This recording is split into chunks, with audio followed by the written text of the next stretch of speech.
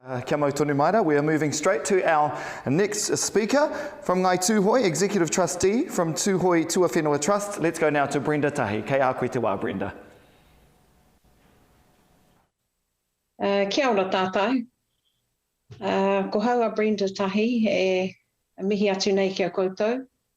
No tūrana nui a kiwa hau. I reirau e noho ana i au e tamariki ana.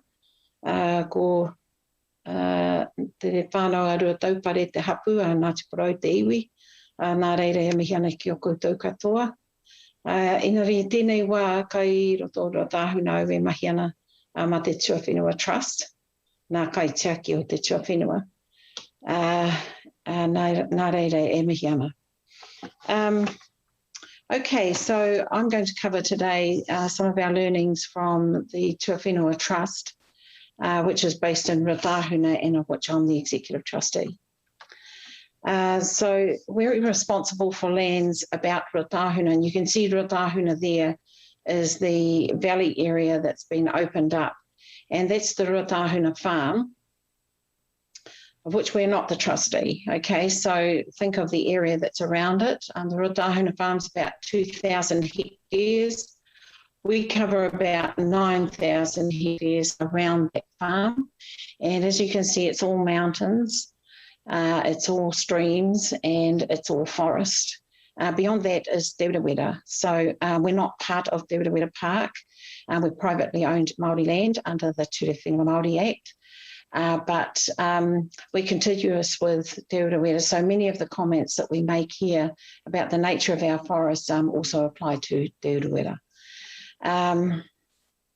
Okay, so there's very little area that's flat or part of a river valley in this region. The main river that we're at the headwaters of is the Pakitani River.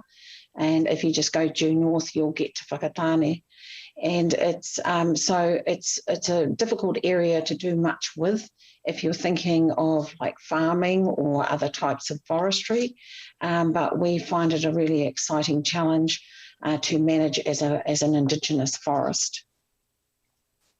So we have been working with this forest over 20 to 30 years now, and this forest is mainly podocarp tawa. And this is the nature of that forest when it's been well protected from browsing animals. It's really got great undergrowth, and it's got many stories in it.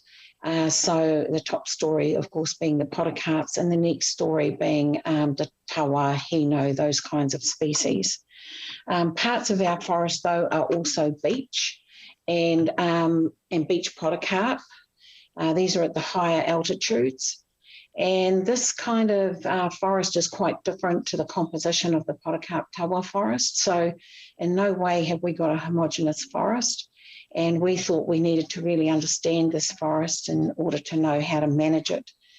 And so from about the year 2000, we have had a number of key questions in our mind that we want to, that we've been looking for the answers to. So what's in our forest? What's happening in our forest over time, what's causing the change in our forest, and what's our approach then for managing the forest given all of these. So some key principles came to us in this process, and a kaupapa that we've developed and encapsulated as kia tau te iwi me te whenua. And so this is about our people being with the forest or being in the forest and being in harmony with the forest. And tau has a sense of being perfect or being in a wonderful state that has equilibrium, that is balanced and is ongoing, that there's give and take, but it's a perfect balance. So we reached out to Landcare Research Manaaki Whenua. This is a Crown Research Institute, and they had a particular interest in Indigenous forest at the time. And this is Rob Allen and Fiona Carswell, who were head scientists there for this for Indigenous forests. And they're looking at podocarps that we were regenerating into the forest in a particular project. So they were leading a lot of research that was of great interest to us in the South Island, and we brought them to the North Island to do the same kind of research in our forest. So this was immensely helpful to us to understand a range of areas that we were interested in for our forest. Around composition, we did rates of species growth, rates of regeneration, arrested succession, carbon dating, coop harvesting, and podocarp restoration. So there's a whole range of things that we covered through this research, but it wasn't our only source, of course. We had to go back to our old people, and this is James Tahi Doherty, who was our chair at the time. And he is a forest expert, and many of you may know him, but he is an established expert on this forest, and having been brought up in it from when he was a young kid. So alongside him here is Pakitani, who you also may know. He's been a researcher with us for the last 5 or 6 years, and he has learnt so much from ones like Tahi and work that we have done around mātauranga. So we have got, dozens and dozens of interviews that we have done with our old people. Many of them have now passed on. This was an early focus for us to gather the mātauranga before our old people passed. And we have been really, really lucky to have the knowledge collected in the way in which we've got it, because we're now able to draw on that to guide us in all that we do going forward. So mātauranga, a key body of knowledge, but there's also local knowledge, what we've called local knowledge, which is the knowledge of that the people, doesn't matter who they are, where they're from, who have been in our forest possuming or hunting or just living it out in the forest over the last 50, 60, maybe up to 80 years. And they've observed a lot of change in our forest since pests have become introduced into our forest. Created havoc in some places, some major impacts on what's happening in our forest. So there's 3 bodies of knowledge that we call on for us to understand what's happening in our forest, and that's what's guided us as we start to think about the future. So what were the key findings? Well, the first key finding is, like, as you can see in this photo, it's pretty bare. And a regeneration of podocarps was a key focus of study for us, because podocarps are important for us in our forest. We want to see them in our forest. And there was selective logging in our forest from the 1950s to the 1970s. So it took out a lot of the trees that would have been seed sources for regeneration of podocarps. So that was one of the factors that's led to very poor regeneration of podocarps throughout our forest.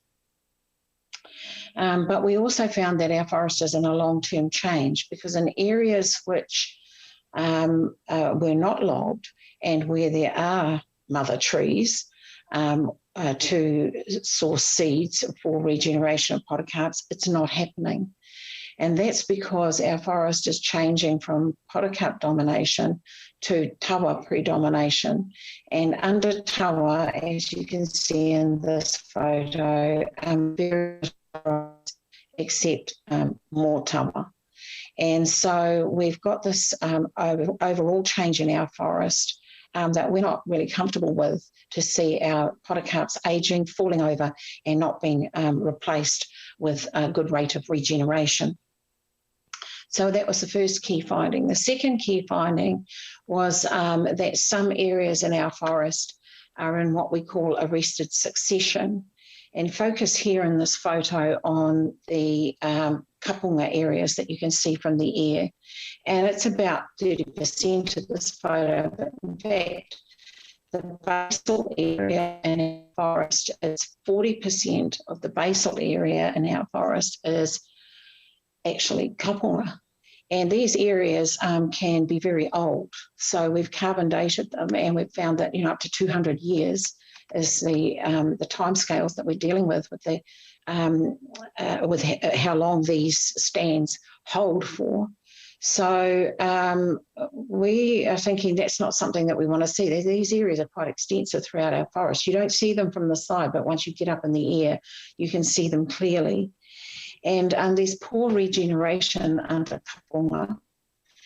And eventually there is some regeneration, but it's a very long time before you'll get something breaking through the thick cover on the ground that sits underneath these kapunga with the dropping of the leaves each year. So these two findings have led us to move on a couple of projects in the way in which we want to constitute our forest for the future. We feel that these natural forces that are at play in our forest are not forces or trends that we want to see maintained in our forest. They're not something that we want to keep. Okay, they're degrading our forest in our view. And so the conservation of that condition and the trends that go with it are not something that we want to see into the future. And so conservation is not our management philosophy. And we would term our management philosophy as one that's balanced, but it's active reconstitution. And some people are surprised that we would want to actually change what's happening in our forest and assume that we just want to keep it as it is and just stop it from do pest control, that kind of thing. But we want to actively reconstitute our forest because we're not happy about the kinds of trends that certain areas have got into. So we want to regenerate certain species into our forest, these particular species that we want and that we're not getting regeneration of, and those are the podocarps and some other, and there's also some hardwoods. And that would involve partial removal of some species that are predominating in a way in which we don't want to see that predomination for a long period of time. So we want to change the potential of our forest for productive purposes, for biodiversity purposes, for carbon purposes. So there's a range of criteria that we apply in the kinds of species that we will target for the future. And overall, we're thinking of this as forest enrichment. Okay, so what are we doing, or what have we done? So we had a project in 2016, and that involved 4,000 podocarps. And here's the lads dealing with some of the podocarp seedlings. So we were finding seedlings in the forest and transplanting them out into places, into different situations. In some situations, we would harvest tawa, the tawa trees, and create coops within the tawa forest. And we would plant the podocarps into the coops that were taken out, that were cleared in this manner. In other areas, we simply released seedlings that were growing naturally in a good space, and poles, and so giving them more light so that they could take off in their growth. And we were transplanting into natural gaps. We were sourcing all our seedlings from the forest, so we weren't involved in a nursery operation in this project. And now we've turned our focus to other species for this forest enrichment. So we're focusing on areas of arrested succession, like those kapunga areas that I showed you, and the sorts of species that we are planting into these areas have a purpose in biodiversity as an ecosystem service for birds or for other trees, for carbon, cultural significance, or say productive potential around say honey or timber. So that's led us to a number of species like hino, tawari, rewarewa, and maire. So these are just some of the things that we've been doing with this forest that you may think is a mature native forest, but actually we still see that there's a lot that we can do in terms of enrichment. And in terms of this kaupapa recloaking the whenua, we know that you'll probably be quite focused on the bare lands and the tairawhiti, or conversion from, say, pine forest to native forest. But we would also urge you to look at the areas that are in scrub or already regenerating, or what you see is probably mature native forest, and all of these areas can certainly be enriched in different ways with a certain management program in the vein in which we are addressing the issues in the Tuawhenua or Tuawhenua forests. And just a last word on species that are targeted these kinds of programs. He tahua the tikoka. We love cabbage trees, but we feel that a lot of restoration of lands, with native forest, tends to go in the direction of what nurseries can produce easily as seedlings, rather than starting with the goals and the kind of the mapping of what is the composition of the forest that you want, and then planting for that, even if it might cost more.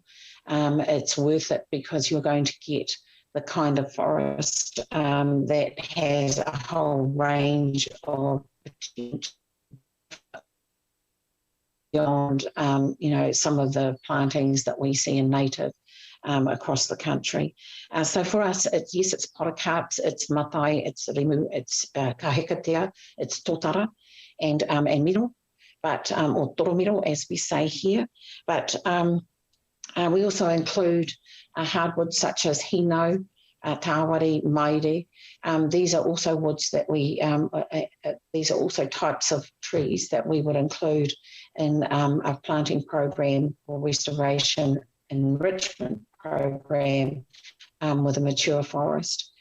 So koinei no ake nā kōrero nā whakaaro ka tukunatu ki a koutou I tēnei wā. So I'm just, this is all I have to share at this point. I'm available for questions. Nā reira e mihi ana ki a koutou, ka mutu. Tēnā rawa atu koe, Brenda. You are the Tahi, Brenda Tahi there, from Ngati Tuhoe, Executive Trustee for Tuhoe Tuawhenua Trust.